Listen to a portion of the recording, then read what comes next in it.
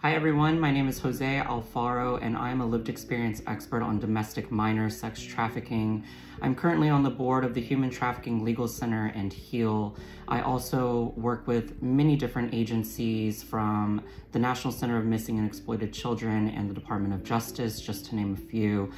My main goal is to kind of identify gaps within the many different systems to help our youth, to help and protect our youth, especially youth coming from marginalized and underserved communities.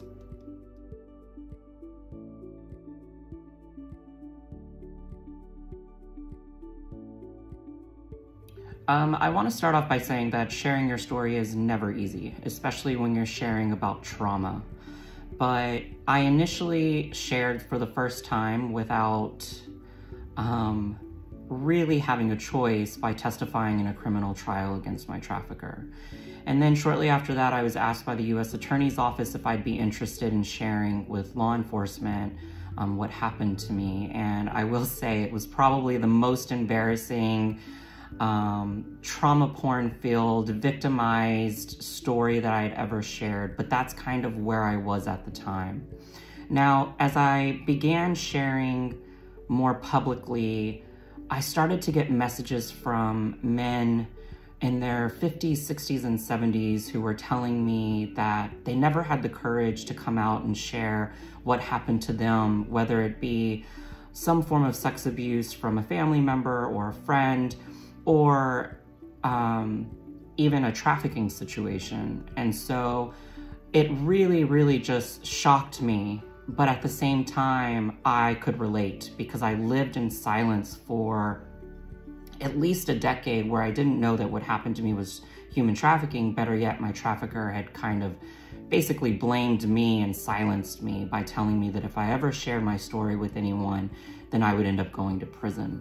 And so that silencing that left me silenced for about 10 years, those 10 years were probably some of the most traumatic years of my life, of using drugs and alcohol as a way to cope, really just burning relationships, losing jobs.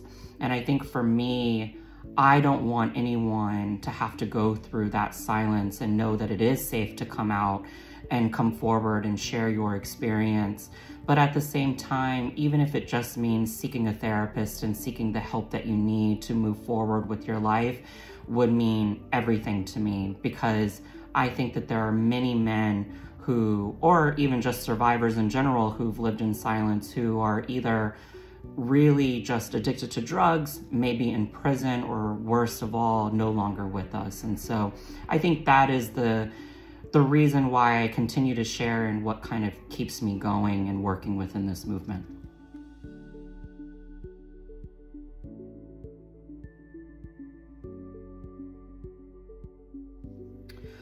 I truly believe that human trafficking is such a nuanced issue. I think we can all agree on that. But when I really challenge the systems, the intent behind challenging systems is more so because I believe that there were many opportunities for different systems or people working within the systems to step in and help give me the proper support that I needed so that I didn't end up vulnerable to a predator like my trafficker or a pedophile.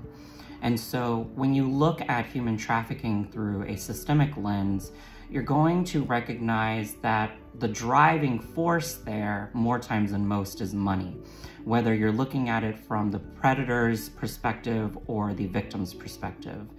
And so I truly believe that if people weren't living in poverty, weren't living in survival, and trying to find ways to eat or looking for support, then a lot of times this would alleviate situations where they're looking for other people to help them and support them in their situation, or become vulnerable to a trafficker or a pedophile.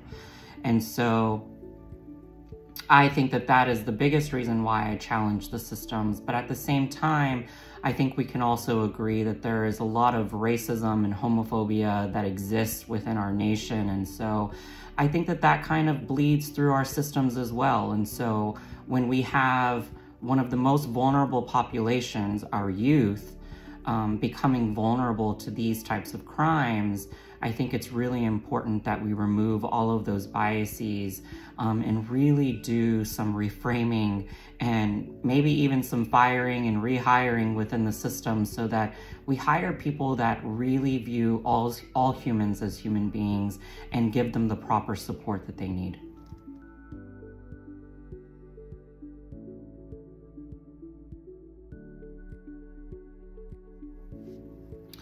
My comments to keeping kids safe, then we have to love and accept them, comes from a lot of times comes from my own experience, right? At the age of 16, my parents kicked me out of my home because of my sexuality.